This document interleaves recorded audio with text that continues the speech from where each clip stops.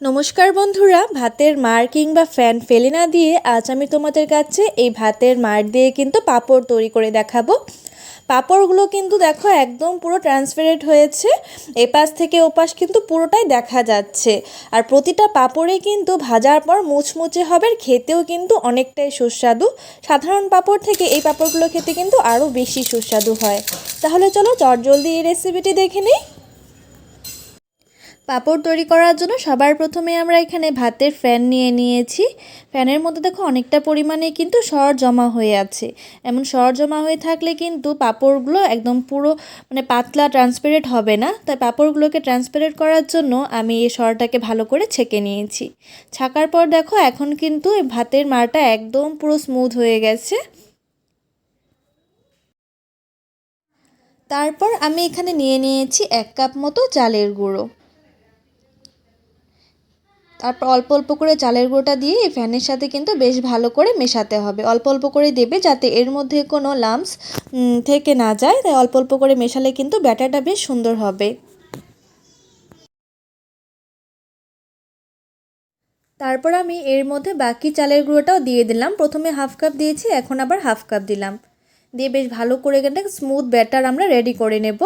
আর ব্যাটারের কনসিস্টেন্সিটা কিন্তু দেখো একদম পুরো পারফেক্টলি হওয়া দরকার। খুব বেশি পাতলাও না, আবার খুব বেশি কিন্তু ঘনও না। একটা কিন্তু খুব সুন্দর স্মুথ ফোমের মতো তৈরি হবে।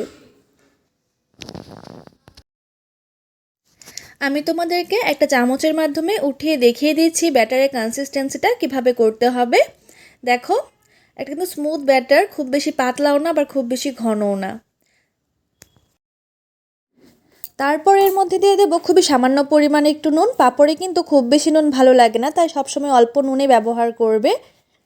নুনটাকে ভালোভাবে এই ব্যাটারের মধ্যে মিশিয়ে নিলাম।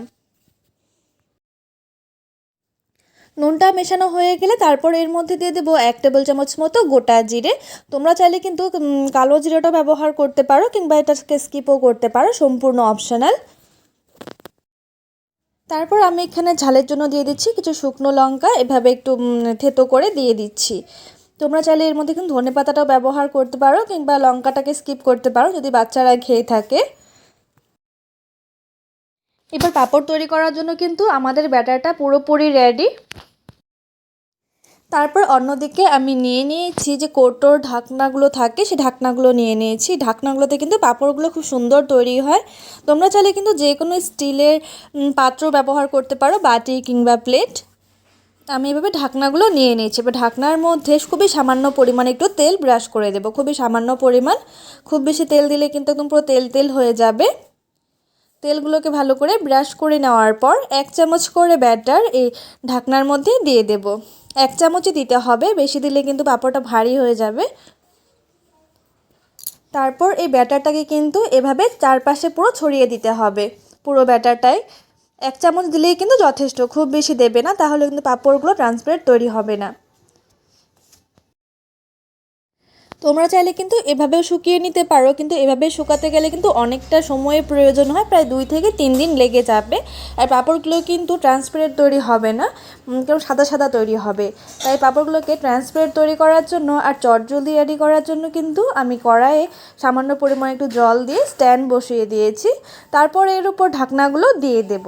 ঢাকনাগুলোকে দিয়ে জাস্ট 25 সেকেন্ডের মতো ঢেকে দেব, খুব বেশি ঢাকবে না। 25 সেকেন্ড পর এবার আমরা ঢাকনাগুলোকে নামিয়ে নেব। অন্যদিকে আমি দুটো প্লেটও রেডি করে রেখেছিলাম, এই ঢাকনাগুলোকে নামিয়ে প্লেট দুটো এর মধ্যে বসিয়ে দেব। তারপর আমি তোমাদেরকে একটা পাঁপড় এভাবে প্লেটের থেকে উঠিয়ে দেখিয়ে দিচ্ছি, খুবই ইজিলি কিন্তু উঠে যাবে। তার আগে ছুরি দিয়ে চারপাশটা একটু ছাড়িয়ে নেব। ছাড়িয়ে হালকা হাতে এভাবে টান দিলেই কিন্তু খুব ইজিলি উঠে আসবে।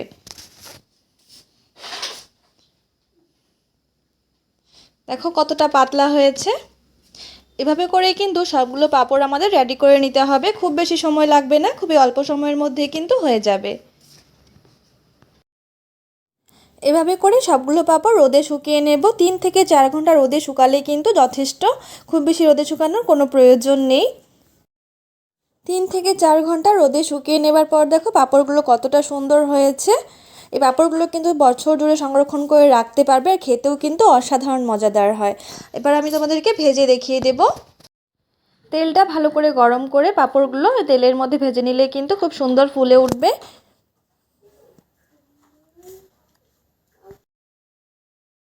তোমাদের এই রেসিপিটি কেমন লাগলো অবশ্যই কিন্তু আমাকে কমেন্টস করে জানিও। ভালো লাগলে চ্যানেলটিকে সাবস্ক্রাইব করে ভিডিওটিতে একটি লাইক করে দিও।